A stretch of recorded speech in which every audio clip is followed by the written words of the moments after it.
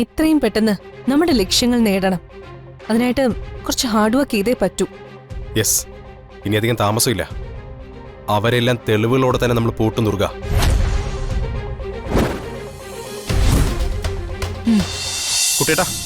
കുട്ടിയേട്ട follow ചെയ്ത് അവന്മാരെ തന്നെയായിരുന്നു. അതെ, വിവരം അറിഞ്ഞപ്പോ മുതല് ഞാനും അഖിലും കൂടെ ലിസ്റ്റെല്ലാം എടുത്ത് അവന്മാരെ ഫോട്ടോ നോക്കിക്കൊണ്ടിരിക്കുക. Okay, good. എത്രയും പെട്ടെന്ന് അവരെ കണ്ടുപിടിക്കണം. കിട്ടിയ ഉടനെ എന്നെ വിളിക്കണം. ഓക്കെ മോളെ, ഞാൻ വിളിക്കാം. ഓക്കെ. വാ.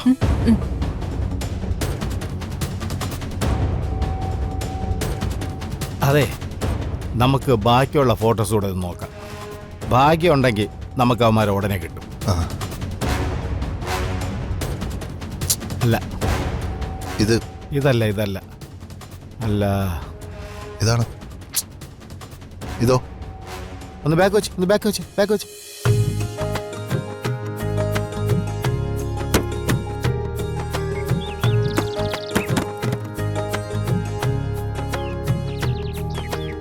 നാത്തും പോയാ പിന്നെ ഞാൻ ഇവിടെ ഒറ്റയ്ക്ക. ഒരു കൂട്ടില്ലാതെ ബോറടിച്ച് ഞാനൊരു വഴിയാവും. എന്നാ പിന്നെ നിനക്ക് കൂടി പോകായിരുന്നില്ലേ? നീ എന്തിനാ ബുദ്ധിമുട്ടി ഇവിടെ നിൽക്കുന്നേ? ഞാൻ ആദ്യം അവിടെ ചെന്ന് ഒരു സ്ഥാനം ഒന്ന് ഉറപ്പിക്കട്ടെ. അത് കഴിഞ്ഞ് ഗിരിജി അങ്ങ് കൊണ്ടുപോവാലോ. നിങ്ങൾ രണ്ടുപേരും കൂടി അവിടെ ചെന്ന് കേറുമ്പോ അവരവിടുന്ന് അഷിതയെ പുറത്താക്കാതെ നോക്കണം. ഒരു യാത്ര പോകാൻ ഇറങ്ങി നിൽക്കുമ്പോഴെങ്കിലും അമ്മയുടെ വായിന്ന് നല്ല ഒന്നും വരില്ലേ?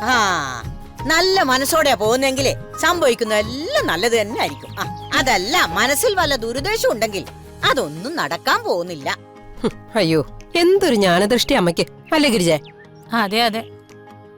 വെറുതെ നിന്ന് സംസാരിച്ച സമയം കളയാതെ നീ ഇറങ്ങാൻ നോക്കൂ വസുമതി. ആ ഡ്രൈവർ എത്ര നേരമായി കാത്തിരിക്കുന്നു. ഞാനെന്നാ പോയിട്ട് വരാം. ചെല്ലേ നാത്തുനെ, എന്ത് വിശേഷം ഉണ്ടെങ്കിലും വിളിക്കണേ നാത്തുനെ. പിന്നെ എന്നും വൈകിട്ട് വിളിക്കണേ. അവിടുത്തെ കാര്യങ്ങളൊക്കെ അപ്പ അറിയിക്കണം. അതൊക്കെ ഞാൻ വിളിച്ചോളാം. ശരി. അമ്മേ, ദുർഗേച്ചിയുടെയും കിരൺ ചേട്ടന്റെ അടുത്ത് ഞാൻ അന്വേഷിച്ചെന്ന് പറഞ്ഞ കേട്ടോ. അതിനൊന്നും എനിക്ക് നേരമില്ല. അങ്ങനെ ആവശ്യമുള്ളവര് നേരിട്ട് അങ്ങ് ചെന്ന് കണ്ടാ മതി. നിനക്കിത് എന്തിന്റെ കേടാബി? അഭ്യർത്ഥികളായിട്ട് അവിടെ കയറി താമസിച്ച് നമുക്കും കൂടെ നാണക്കേടുണ്ടാക്കുന്നവരാണോ നീ അന്വേഷിക്കാൻ പറഞ്ഞു വിടുന്നത്? ശരി ഗിരിജെ, ഞാൻ ചെന്നിട്ട് വിളിക്കാം.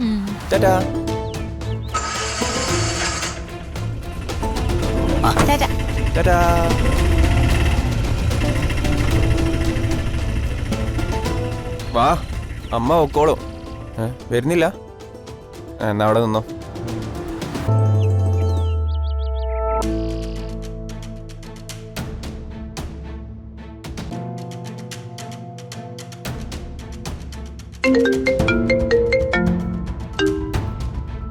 ഹലോ. വളരെ പ്രധാനപ്പെട്ട ഒരു കാര്യം പറയാനാ ഞാൻ നിന്നെ വിളിച്ചത്. പറഞ്ഞോളൂ, എന്താ കാര്യം? 3 വിഗ്രഹങ്ങൾ ഇപ്പൊ നമ്മുടെ കയ്യിൽ എത്തിക്കഴിഞ്ഞു. ഓക്കെ. ഇനി നമ്മൾ വളരെയധികം സൂക്ഷിക്കണം. വിഗ്രഹങ്ങൾ സേഫായി അവരുടെ കയ്യിൽ തന്നെ ഉണ്ടല്ലോ, പിന്നെന്താ പ്രശ്നം? പൃഥ്വി, നീ കുറച്ചുകൂടി ബുദ്ധിപൂർവ്വം പെരുമാറണം. വിഗ്രഹങ്ങൾ അവരുടെ കയ്യിലിരിക്കുന്നത് അത്ര സേഫ് അല്ല. അതെന്താ അവരെല്ലാം എടുത്തത്? അത് തന്നെയാ പ്രശ്നം. കളവ് നടത്തി തഴക്കവും പഴക്കവും ഉള്ള ആളുകളാവർ.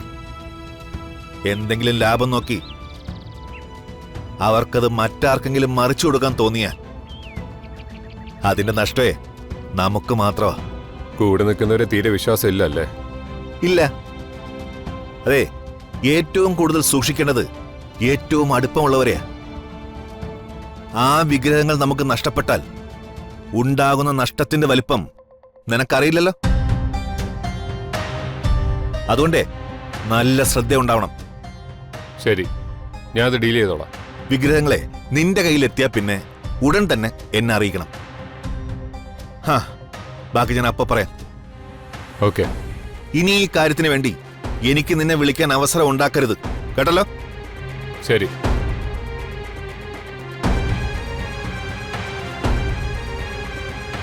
നമ്മൾ സംശയിച്ചത് ശരിയായി. പൃഥ്വിക്ക് ഡ്രഗ്സിന്റെ ഇടപാട് മാത്രമല്ല, മീനുവിന്റെ എല്ലാ ഡീലുകളിലും പങ്കുണ്ട്. അതെ. നഷ്ടപ്പെട്ട വിഗ്രഹങ്ങൾ ഉൾപ്പെടെ തെളിവോടെ വേണം നമ്മൾ ഇവരെ പിടിക്കാൻ. പൃഥ്വിയുടെ ഓരോ നീക്കവും ഇനി നമ്മുടെ സർവൈലൻസിലായിരിക്കണം. തെളിവോടെ അവരെ പിടിക്കാൻ പറ്റുന്ന ഒരു ചാൻസും വിട്ടുകളയരുത്. അഖിലിനെ വിളിച്ച് പൃഥ്വിയുടെ നീക്കങ്ങൾ കുറച്ചുകൂടി ശ്രദ്ധയോടെ വാച്ച് ചെയ്യാൻ പറയണം. ഓക്കെ, ഞാനത് ഫോളോ അപ്പ് ചെയ്തോളാം. എത്രയും പെട്ടെന്ന് നമ്മുടെ ലക്ഷ്യങ്ങൾ നേടണം. അതിനായിട്ട് കുറച്ച് ഹാർഡ് വർക്ക് ചെയ്തേ പറ്റൂ. യെസ്, ഇനി അധികം താമസമില്ല. അവരെല്ലാം തെളിവുകളോടെ തന്നെ നമ്മൾ പൂട്ടും ദുർഗ.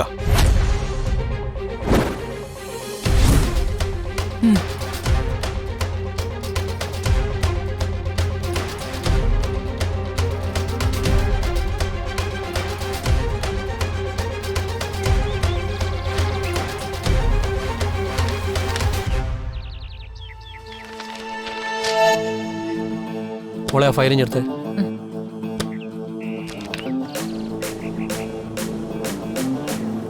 ഇതല്ല അതെടുക്കും.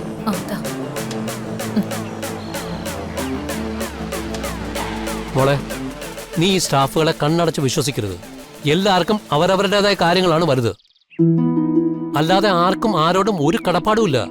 ജോലിയൊക്കെ ജീവിക്കാനുള്ള ഒരു ഉപാധി എന്നതിനപ്പുറം അതിലെ എത്തിക്സ് ഒന്നും 90% ആൾക്കാർ നോക്കാറില്ല. ചെറിയച്ചൻ പറയുന്നത് ശരി തന്നെയാ. എന്നാലും എല്ലാരെയും അവിശ്വസിച്ചുകൊണ്ട് ഒരു സ്ഥാപനം നടത്തിക്കൊണ്ടുപോകാൻ പറ്റില്ല. കമ്പനിയോടും ചാനലിനോടും സ്നേഹമുള്ള പലരും നമ്മുടെ സ്റ്റാഫുകളായി ഇന്നുണ്ട്. കഴിവതും നമ്മൾ ജോലി ഏൽപ്പിക്കുന്നവരെയൊക്കെ വിശ്വസിക്കാനാണ് ഞാൻ ശ്രമിക്കുന്നത്. പിന്നെ അവരുടെ ഓരോ നീക്കവും ഞാൻ ശ്രദ്ധിക്കുന്നുണ്ട്. എന്തെങ്കിലും ഒരു തെറ്റായ നീക്കം അവരുടെ ഭാഗത്തുനിന്നുണ്ടായാൽ നമുക്ക് അപ്പം വേണ്ടത് ചെയ്യാം.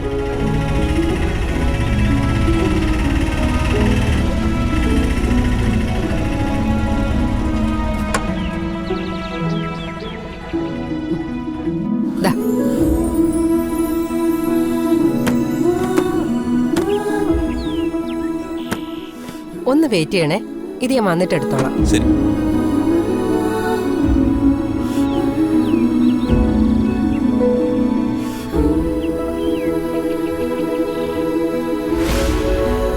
പൂർണിമേ, ആ വാ ആന്റി. ആ വസുമതിയോ, വാ ഇരിക്ക്. വരുന്ന കാര്യം നേരത്തെ വിളിച്ച് പറഞ്ഞിരുന്നെങ്കിൽ പ്രതിയോട് വണ്ടി അയക്കാൻ പറയായിരുന്നു. അതെ. ഓ അതൊന്നും സാരമില്ല. ഞാനൊരു ഓട്ടോ വിളിച്ചിങ്ങ് പോന്നു. ബാക്കി സാധനങ്ങളൊക്കെ ഓട്ടോയിലിരിക്കുക. ഓ, വെറുതെ എന്തിനാ തിരക്കിനിടയിൽ നിങ്ങളെ ബുദ്ധിമുട്ടിക്കുന്നേ? എന്ത് ബുദ്ധിമുട്ട്? ഞങ്ങൾക്ക് സന്തോഷമേ ഉള്ളൂ. അഷിക്ക് ഇഷ്ടപ്പെട്ട കുറച്ച് പലഹാരങ്ങളൊക്കെ കൊണ്ടുവന്നിട്ടുണ്ട്. ആഹാ, ഉണ്ടാക്കിയതും വാങ്ങിച്ചതും ഒക്കെ ഉണ്ട്. പിന്നെ എടുത്തപ്പോ കുറച്ച് കൂടുതൽ എടുത്തു. എല്ലാവർക്കും കഴിക്കാലോ എന്ന് കരുതി. ആ ആഹാ, വസുമതി വന്നോ? ഞാൻ ഇന്ന് രാവിലെ ചന്ദ്രമതിയോട് പറഞ്ഞേള്ളൂ അഷിതയെ നോക്കാൻ. അഷിതയുടെ അമ്മ കൂടെ വന്നിരുന്നെങ്കിൽ വലിയ ആശ്വാസമായിരുന്നേനെ. അത് നളിനി ചേച്ചി പറഞ്ഞത് ശരിയാ. എന്റെ മനസ്സ് മുഴുവൻ ഇവിടെയായിരുന്നു. കുറച്ച് ദിവസം അവൾക്കൊപ്പം ഇവിടെ നിൽക്കാന്ന് കരുതി തന്നെയാ ഞാൻ വന്നത്. ആ, അത് വളരെ നന്നായി. ഈ സമയത്ത് മകൾക്ക് അമ്മയുടെ സാമീപ്യം വളരെ അത്യാവശ്യ. ചന്ദ്രമതി ഇവിടെ ഉണ്ടെങ്കിലും ഒരു പെറ്റമ്മയുടെ കരുതല് അത് വേറെ തന്നെയാണല്ലോ. അതെ, വസുമതി ഇവിടെ നിൽക്കുകയാണെങ്കിൽ പിന്നെ അഷിതയുടെ കാര്യത്തിൽ ഞങ്ങൾക്കൊരു ടെൻഷനോ പേടിയോ ഒന്നും വേണ്ടല്ലോ. അത് ശരിയാ ആന്റി. ആന്റിക്ക് വരാൻ തോന്നിയത് എന്തുകൊണ്ടും വളരെ നല്ലൊരു തീരുമാനമാണ്.